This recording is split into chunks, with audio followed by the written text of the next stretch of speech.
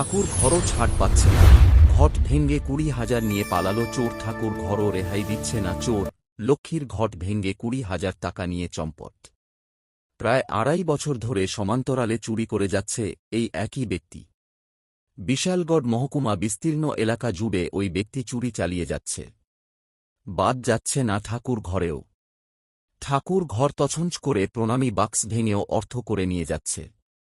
গ্রামের মানুষ ওই ব্যক্তিকে চিহ্নিত করলেও তার চুরি থামানো যাচ্ছে না। এই নিয়ে মানুষের মধ্যে প্রচণ্ড ক্ষোভ জমেছে। শুক্রবার গভীর রাতেও উত্তর চরিলাম সৎসঙ্গ আশ্রম সংলগ্ন এলাকার এক প্রাক্তন হোমগার্ড কর্মী কৃষ্ণ দত্তের ঠাকুর ঘর ভেঙে 20,000 টাকার উপর অর্থ নিয়ে যায় ওই চোর। শ্রী দত্তের বাড়ির সামনেই তাদের হোটেল। এই হোটেল দিয়ে তারা সংসার প্রতিপালন করেন।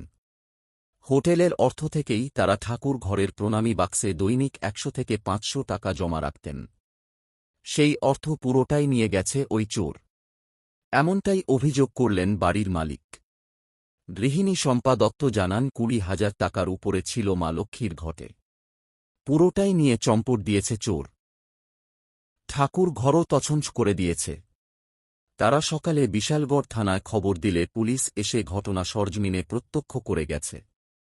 ওই বাড়ির মালিক একজনকে সন্দেহ করে পুলিশের কাছে মৌখিক অভিযোগ জানিয়েছেন। পুলিশ ওই ব্যক্তির বাড়িতে গিয়ে খোঁজাখুঁজিও করেছে। যদিও পুলিশের উপস্থিতি টের পেয়ে ওই ব্যক্তি পালিয়ে যায় বাড়ি থেকে। প্রতিনিয়তই উত্তর চরিলাম সহ সংলগ্ন এলাকায় চুরির ঘটনা, নেশা কারবার সহ অসামাজিক কার্যকলাপ ঘটছে। পুলিশ এই সব ঘটনা নিয়ন্ত্রণ করতে পারছে না। স্থানীয়রা পুলিশি টহল বাড়ানোর জোরালো দাবি তুলেছে। এখন দেখার বিষয় পুলিশ কী ভূমিকা পালন করে, সেই দিকে তাকিয়ে রয়েছে চরিলামের জনগণ। চরিলাম থেকে দীপশীলের রিপোর্ট। ঠাকুর ঘরে চুরি হয়েছে, আমি তো দোকানে, এবার তো অসুস্থ, এবারে খাওয়া ভাঙে, এবারে উঠতে পারে না। উঠতে গুলো দরজাটা খুলছে, খুললে এবারে এবারে চেক করছে যে এবারে ঘুমাইছে কি না ঘুমাইছে। এবার তো আমার ডাক দিছে যে রিগুলমা তুমি ঘর আইছো না? আমি কই না, আমি তো আইছি না। আয়া দিই এই দরজাটা খোলা, ঠাকুর ঘরের দরজাটা খোলা। ঠাকুর ঘরের দরজাটা খুললে দিই লক্ষ্মীর ঘরটা ওই দিকের থেকে ওই দিকে আয়া রয়েছে। আমি টাকা পয়সা আলগি দিছি, আলগি দিয়ে দেখে গিয়ে এটা নিচে দিয়ে ভাঙা এই যে টেহা আসলো। সব কি 500 টাকার নোট। আমি কালী পূজা করি সবসময়, প্রতি বছর কালী পূজা করি। আমি এবার করতে পারতাছি না, ব্যবসা বাণিজ্য ভালো না। আমি অল্প কিছু কিছু টেহা থুই থুই আমি পূজা করি প্রতি বছর। এবার 2 বছর ধরে করতে পারতাছি না।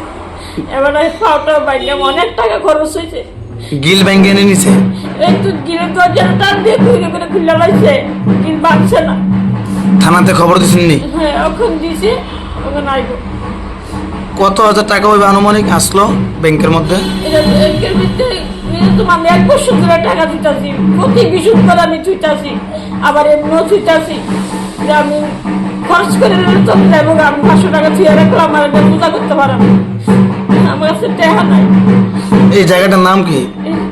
উত্তর চললাম। দোকানের নাম হোটেল গোবিন্দ। ঘটনাটা আনুমানিক কয়টার দিকে হয়েছে? প্রায় 11টা 11:30। আগামীকাল রাত্রেবেলা। আমি দোকানে আসছিলাম, দোকানে কয়েকজন কাস্টমার ছিল, হারারা ভাত দিতেছি, খাওয়ান দিতেছি। এবার আমার ডাকতেছে, আমি আইতাছি। এলাকাতে রীতিমতো পুলিশ টহলদারি করেনি? এদিকে না, এদিকে দেখছি না। আর সকালবেলা 7টার সময় দেখি, 8টার দিকে। রাত্রে পুলিশ টহলদারি নাই দিলে? 8টা 8:30 দিকে আয়ে তারা টয়লেট দেয়। এই সময় তো চুরি হয় না, চুরি হয় তো রাত্রিবেলা হয় 10টা 11টা 12টা এমনই তো চুরি হয়। তখন তো আইসে না, তখন তো লোকজন থাকে আয়ে না। কোন সময় যে চুরি করছে এটাও কইতে পারি না, কিন্তু আমি ডাক দিছি বলে তো নামতে পারে না। এবারে নাই মানে নাই না আইসে আমার ডাকতেছে। আপনার স্বামীর নাম কি? কৃষ্ণ দত্ত। তাই তো অসুস্থ? অসুস্থ, তাদের পা ভাঙা তো 4 মাস। আমি বহুত কষ্ট করে দোকান চালাই। আমি একা কি পারিনি। মহিলা মানুষ 2টা 4টে বেচা কিনি করে আমি চলি।